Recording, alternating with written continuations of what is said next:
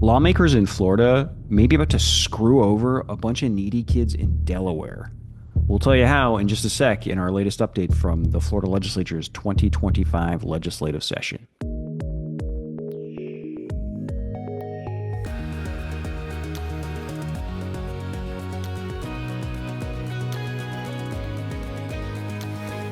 Hello, and welcome to Seeking Rents, the podcast. I'm your host, Jason Garcia. I am the publisher of Seeking Rents. That's a newsletter in Florida about state politics, but with a particular focus on the ways that big business influences public policy in this state. This is going to be an update from day 9 of the Florida Legislature's annual legislative session, which runs 60 days. So we're starting to really get into it. And day 9 was, in fact, a pretty busy day.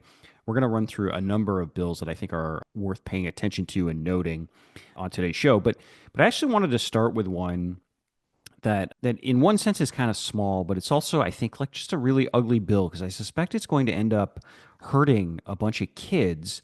But I'm not sure that anybody in the Florida legislature is going to end up caring because all those kids are in Delaware. And so let me explain it. You might imagine there's a bit of a complicated backstory to this one, but it involves the DuPont family, one of America's billionaire families. These were like the 20th century industrialists that behind the DuPont chemical company. I think the origins of their fortunes is in gunpowder.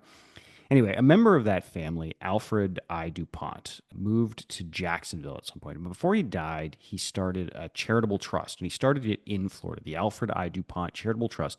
And the point of this was to fund charitable activity, charity services for needy kids and needy seniors. I think senior couples in particular. And as I mentioned, he founded this charity, the Charitable Trust in Florida, but he specifically left orders that the charitable trust was supposed to prioritize services for the residents of Delaware, which is where he was originally from, where the DuPont family is from. So the Alfred I. DuPont Charitable Trust, among other things, it funds the Nemours Foundation.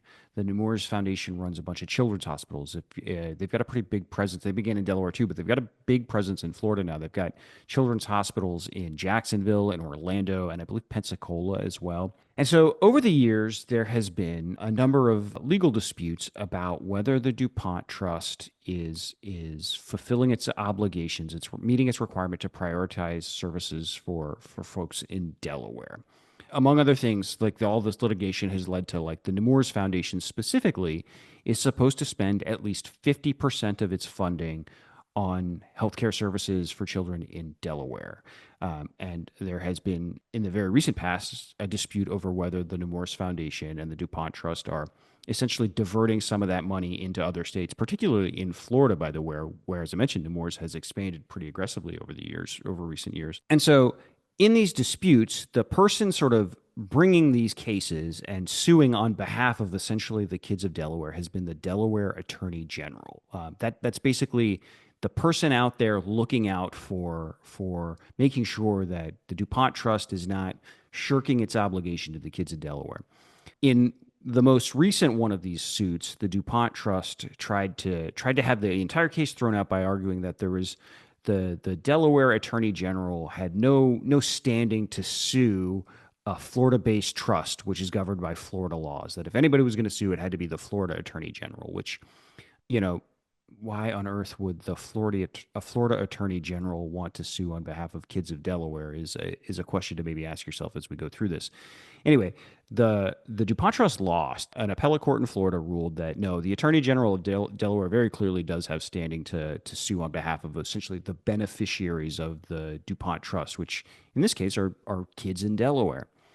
So anyway, this brings us to Senate Bill 806, which moved through the Senate Judiciary Committee yesterday. This is on the surface, this looks like the most banal bill, right? The most puts you to sleep just even trying to understand what it does. It deals with like trust code and qualified beneficiaries and stuff like this. But if you actually like read what it does, what it says is that an attorney general in another state does not have standing. It removes standing for an attorney general in another state to sue on a charitable trust in Florida. This is specifically targeted at this DuPont case. And the goal here is to make sure the Delaware Attorney General cannot bring these cases if the DuPont Trust or the Nemours Foundation starts taken money that they're supposed to be spending on services in Delaware and spending them, say, in Florida or in another state. This would directly overturn that court decision I mentioned. And the thing that makes this so ugly, as I sort of alluded to this, is if we're not going to allow the Attorney General of Delaware, if we're not going to allow someone in Delaware to sort of stand up and make sure that these legal obligations to prioritize kids in Delaware are enforced, who is? Like I mentioned, in what world is the elected attorney general in Florida going to really care about making sure services are being provided to folks in Delaware, particularly if the situation is that the money that's being diverted out of those services for kids in Delaware is going to kids in Florida, right? Like, I mean, there is nobody that is going to stand up for the Delaware folks. But this is all happening in Florida because this charitable trust was created under Florida law. This is like, it seems to me like a really shitty situation. And as you were watching the hearing, this is being carried by a couple of Jacksonville legislators, right? Because the DeMoores Foundation and the Alfred DuPont Charitable Trust are both based in Jacksonville. And, it's very clear whose interests they have in mind here. The Jacksonville Trust, right? And there was kind of a red flag moment where the sponsor of this legislation in the Senate, a guy by the name of Clay Yarborough, said, this will make our laws more attractive to attract more of the trust business, which, by the way, that is a red flag talking point when you hear that. The last time Florida legislators passed a big trusts bill that they cast as like making us more competitive in the trust industry, it was a bill that was designed to help billionaire families essentially hide their wealth from the public and from taxing authorities. We found records. I'll throw a link to this story from a couple of years ago. We found records that sure suggested pretty strongly that this was done specifically for the Walton family, the billionaire heirs to the Walmart fortune. And so to hear them using the same talking points that they did a couple of years ago when they helped the Waltons to essentially help DuPont and Nemours, basically take money away from the kids of Delaware and spend them on something else is pretty ugly. But again, this is so arcane. This bill moved through this committee, not a single question asked, not a single word said against, 10-0 vote through the Senate Judiciary Committee. So this is one I'll probably end up writing a bit more just because it'd be nice to make sure that people are like clear-eyed about what they're doing here. If you maybe you think it'd be great if we took a bunch of money from kids in Delaware and gave them to kids in Florida. Maybe that's how you want to govern, but let's be honest with everyone about what we're doing here. So again, that was Senate Bill 806. Like always, we'll throw links to all the bills we talk about into the show notes for this. And so this was part of what was a pretty packed Senate Judiciary Committee agenda yesterday. And they also moved what I would argue, too, is another one of the ugliest bills of session. And this one is directly ugly to people in Florida. We have talked about this and written about this on the newsletter. This is Senate Bill 498. And this is a bill that the banking industry is lobbying for, that would essentially cut funding for legal aid. And legal aid is a critical program that helps lower income Floridians afford attorneys in cases like a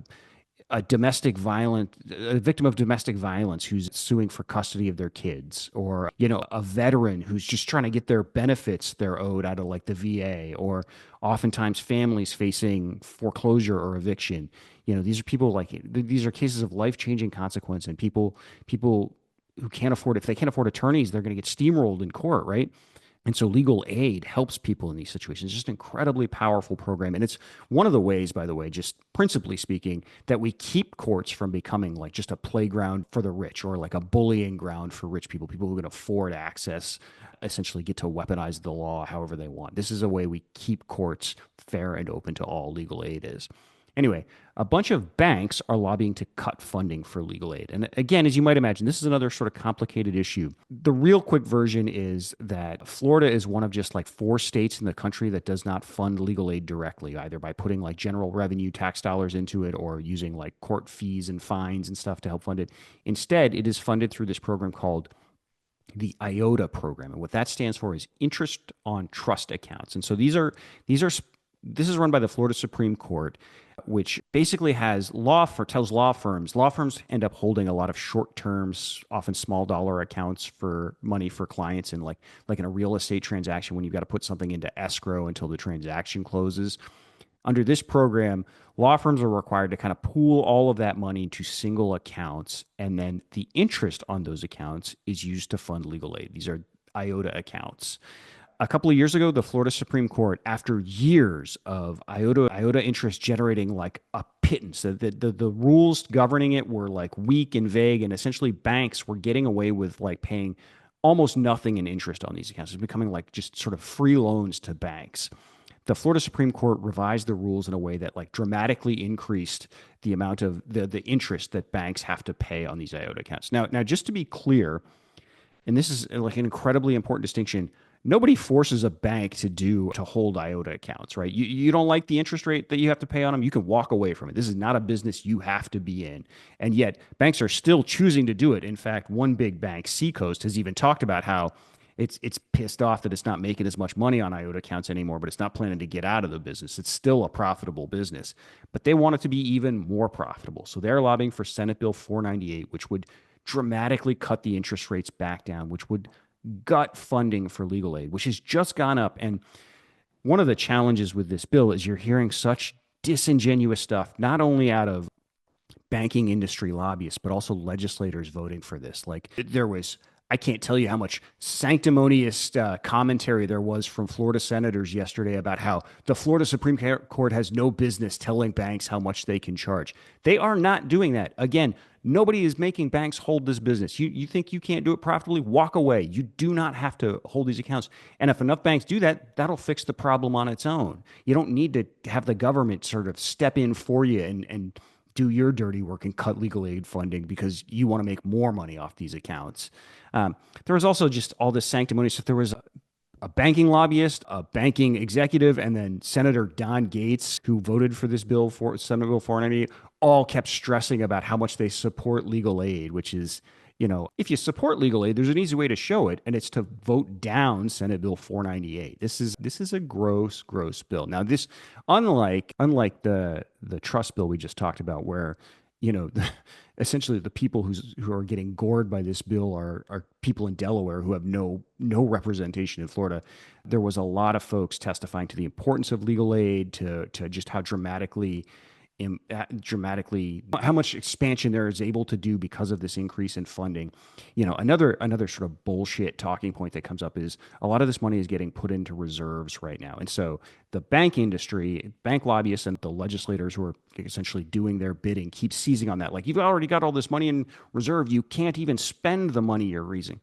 No, this is all about in a state that is supposed to prioritize fiscal conservatism, the idea here is there is plenty of need for legal aid in Florida. It is dramatically underfunded, but what you're seeing here is a bunch of legal aid programs are trying to responsibly scale up. If I have a business that's getting $100,000 a year to meet a fraction, and I'm suddenly given $10 million. I could spend that money, but I can't spend it responsibly immediately. The idea is I want to slowly and responsibly scale up. So I'm not just rushing money out the door for the sake of spending it, but I'm doing it in a smart, responsible way. That's why these reserves exist. And it allows people to scale up to meet what everybody agrees is need in Florida. So anyway, Senate Bill 498 went through the Senate Judiciary 9-2. This is a bill that needs to die an ugly, ugly death this session. It was around last year too, and it went through one Senate committee, and that was it. So a key focus here will be whether or not the House moves on this same bill. I've talked before on this podcast that the most important hearing in the Florida legislature for any bill is that first one, because once you get through a committee, now you're what everybody says is you're in play. You're available as an amendment. So even if the bill never moves again, the content of it could sort of show up on the floor attached to another bill. So it's not great when a bad bill goes through its first committee meeting. And so the fact that the House hasn't yet, ideally that thing just sits in the dark and dies a quiet death. But we'll keep you posted on that, obviously. And just two more that were through the Senate Judiciary Committee yesterday. One is another one we've talked about, Senate Bill 832. This is the bill that the Mosaic company is lobbying for. Mosaic, the Fortune 500 mining and fertilizer manufacturing giant. And what this bill would do is essentially further insulate Mosaic from any lawsuits stemming from radioactive contamination that gets left behind on land that Mosaic has mined for phosphate ore and then is later redeveloped. And the whole point of this bill is to make Mosaic's land more attractive for development, help the company better develop this land without having potential legal liability hanging over it. This bill is moving quickly. It's moved through the first committees in both the House and Senate already, and we're not even done the second week of session. We're also seeing Mosaic front groups like the Florida Phosphate Council is advertising for this bill online, so they're putting a big push behind it. So I expect this isn't the last we've seen of this one. One more that went through the Senate Judiciary Committee was Senate Bill 752, and this is a bill that's designed to weaken the defamation and libel protections for news organizations, for newspapers, TV stations, radio stations, that sort of thing. Basically, making it a bit easier to bring a defamation suit against a news organization or a publisher of some kind. This is kind of a leftover from Ron DeSantis tried to make this a big push the last couple of years, where he had these like just really, really gross bills that were designed to, among other things, like they were intentionally unconstitutional, designed to trigger a court challenge that maybe get like the current U.S. Supreme Court to like just gut liability shields or I'm sorry, defamation protections for news organizations entirely. But it also was going to like essentially gut the state's SLAPP laws, which would allow rich people to just throw lawsuits at any critics to silence them and use essentially weaponize courts. It's another reason why legal aid is so important again. Anyway, the defamation bills that Ron DeSantis tried to pass the last couple of years, those are largely gone. This is kind of almost all of the worst stuff is out of this, and this is a much more narrow bill, the Senate Bill 752. It actually doesn't strike me as too unreasonable. There are some like real challenges with, it deals with situations where like if you write a story about someone who's arrested and, the example people kept using was this story of a guy who was arrested and like pictured in an orange jumpsuit, and then the charges were later dropped, but the stories were never taken down. The stories were accurate. He was arrested, but the charges were dropped. You can really easily see how even a small change here is going to could lead to like some potential problems. So, but at the same time, especially as with the internet making stories live forever in a way that they never used to, it doesn't strike me as unreasonable to try and figure out some sort of extra mechanism to make sure stories that fundamentally change are fixed in a way. I'm not sure that this bill is there, but I don't want to be a guy who's like fundamentally opposed to any changes to defamation law just because I'm in the news business myself, right? Like, it makes sense to me that you would try and figure out some sort of change to accommodate situations where original stories can leave like what is obviously a false impression at this point, or false is the wrong word because again the stories are accurate at the time. But anyway, this is sticky wicket. You probably ought to. It strikes me as they ought to find something to do. I'm not sure that the Senate Bill 752 the way it is right now is the right answer, but it seems like it's moving closer, and it's certainly nothing like the grotesque stuff they were trying to do a couple of years ago. So, okay, that was all Senate Judiciary Committee. Let me just switch over to one other committee. It was like all of the activity that I'm most interested in was concentrated in two places. The other was the House Industries and Professional Activities Committee. It's perhaps the worst committee name in the legislature. But anyway, they had a number of pretty tough bills, including one we've talked about before to weaken the state's minimum wage. The House version of this is House Bill 541. This is the bill that, in theory, would allow businesses to pay a sub-minimum wage to interns and apprentices and anybody else in kind of what they're calling like a work-based learning opportunity. Really vague, potentially broad description. That supporters are calling the opt-out bill because they're claiming that the intern would have to choose to be paid less than minimum wage for this to go into effect. This bill has all kinds of problems. We did a longer segment on it earlier this week, I believe. But the main thing is it is 100% unconstitutional. There's not even like the sponsors of this bill can't even articulate an argument that would to make for it being constitutional under the Florida Constitution, which again, the only reason we have a minimum wage in Florida, a state minimum wage, is because voters went around the legislature and put an amendment directly into the Constitution. And that amendment contemplated kind of attempts to weaken it like this and put really tight handcuffs on what the legislature can do. And so the thinking here is, my suspicion here is that this is designed to trigger a legal challenge, that they're hoping to pass an unconstitutional bill, trigger a lawsuit that makes its way up to a Florida Supreme Court that is far more conservative today than it was, the last time a major minimum wage related lawsuit made it to the court, and hoping that this far more conservative court would create some sort of ruling that would essentially rip open a loophole in the state minimum wage, right? I will say the sponsor of the House bill, a guy, by the way, I think his name is Ryan Chamberlain, I think is his name. He's a Republican from like the Ocala area. That, like I said, I believe this is an attempt to trigger a challenge, but he was one of the worst prepared bill sponsors I think I've ever seen, unable to answer like even basic questions, seemed either unaware or uninterested in any of like the like completely relevant context around his bill. It was so shambolic that I was it made it hard to believe that there was some sort of professional person helping prepare him for that. So, who knows for sure what's going on there, but there is a danger. Obviously, hollowing out the minimum wage is just a horrible anti-worker thing to do to begin with. But even a tiny bill passing that is unconstitutional is really dangerous because of that possibility to tee up a lawsuit. So House Bill 541, it went through the Industries and Professional Activities Committee 10-5. I think there was at least one Republican that crossed over to vote against it. So that was encouraging to see. The same committee also heard House Bill 683. This is a really interesting bill in the sense of it just shows we talk a lot about the Florida legislature just like trampling all over home rule and reeling in, taking away powers left and right from cities and counties and from like local voters to make their own decision.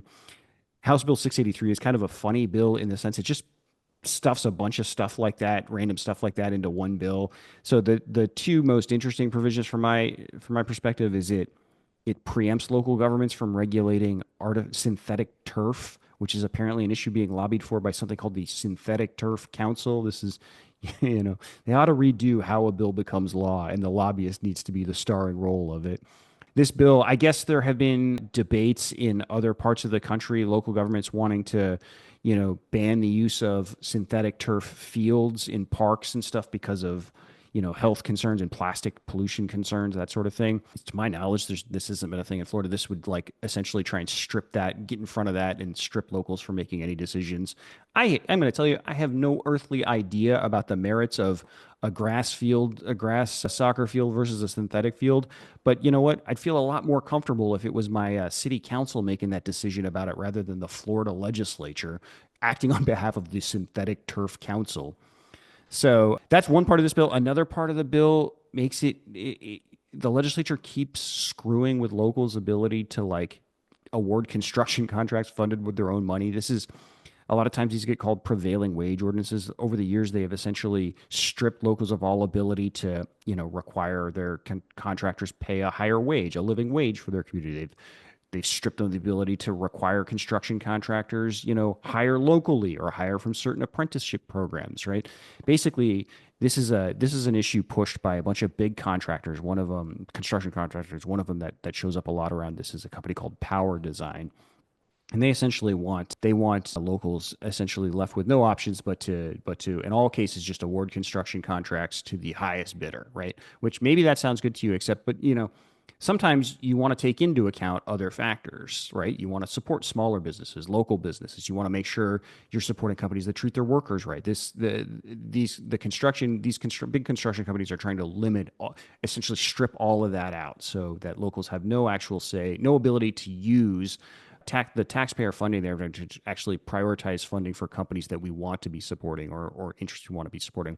So House Bill 683, what it would do is expand this preemption on construction contracting to now it would even prohibit local governments from, giving as you're ranking bids or something, scoring bids from like essentially giving bonuses to companies that don't get a lot of contracting business, like trying to essentially spread the wealth and reward smaller or disadvantaged contractors by giving bonus points to folks that don't do a lot of contracting work with the state or the local government already. And similarly, it would prohibit them from penalizing companies that already do tons of work.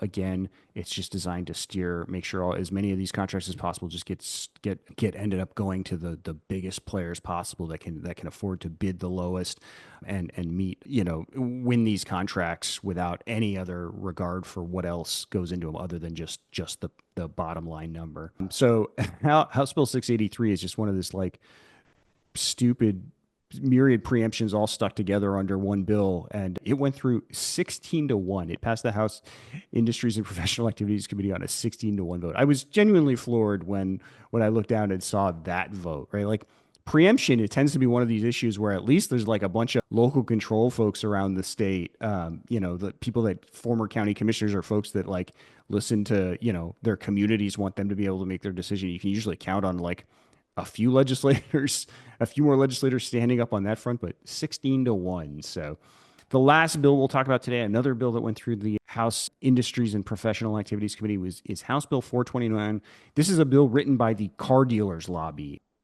I was honestly all set to really go hard after this bill, which I think is personally one of the worst bills of session because it is essentially designed to continue to strengthen and cement the position of car dealers as this middleman and force people to continue buying new cars through car dealers, like just essentially using government power to preserve this like antiquated monopoly system that should not exist anymore, that forces us all to pay higher prices for our cars. Cars cost on average, the consensus is $2,000 more on average because we got to buy them through these car dealers. We're forced to go through this rather than just buying them directly from car companies.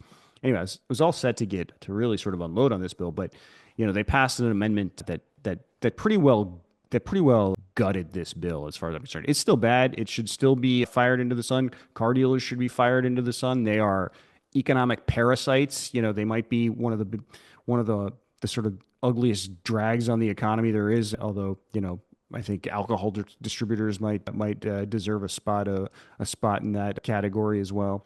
The bill is still bad in that it would further strengthen the ability of car dealers to shut down any attempt by a manufacturer to sell directly to consumers. This is, by the way, a big issue in Florida right now. Volkswagen is backing a startup company called Scout Motors that has started taking kind of like reservation deposits on a new line of electric trucks and SUVs that it wants to begin selling in, I think, 2027. And a bunch of VW and Audi dealers in Florida are suing to try and shut Scout Motors down and stop these reservations. So this bill is kind of coming along in the context of that. The Senate bill is really ugly. It's got language that's designed specifically to help the car dealers win their lawsuit and shut down Scout Motors' sales. By the way, these car dealers, the thing you'll hear about from the car dealer lobby is like, oh, we don't want to put like everybody at the mercy of these giant car manufacturers, these big global car companies. The car dealers themselves are the big bad companies at this point. Like one of the dealer companies that's suing VW right now is owned by a billionaire guy by the name of Norman Brahman, who's one of the biggest Republican campaign contributors in all of Florida. Like the car dealers are every bit the corporate monsters that the car manufacturers are. The only difference is car dealers sort of force themselves into the transaction and make us all pay more money for cars, more than we should for cars. So all that said, the bill is, because the bill got watered down, it should still not pass. But I'm not gonna. I guess I already did, but I'm not gonna make it the first thing I rail about on a podcast anyway. So, okay, we're gonna leave it here, and I expect we'll be back maybe for one more this week to check in from some of the last few bills of the week as well, so the last few developments, and then start again looking ahead to next week where another batch of pretty ugly bills is starting to get teed up and get put into play it's hard to believe, but the end of next week is already your third of the way through session, and you can already start to get a sense of what's really going to be some of the ugly fights by the end. So anyway, we'll be back again, if not tomorrow, by the weekend for sure, with one more update. Until then, as always, however you're watching or listening to this, just please remember to hit like and subscribe and leave a comment or review. And if you haven't already signed up for the newsletter, think about doing that. The easiest way to find us is at seekingrentsfl.com. Subscriptions are free, but there is that option to voluntarily pay for a subscription if you can afford one. All right. Thanks so much for watching or listening, and we'll see you soon.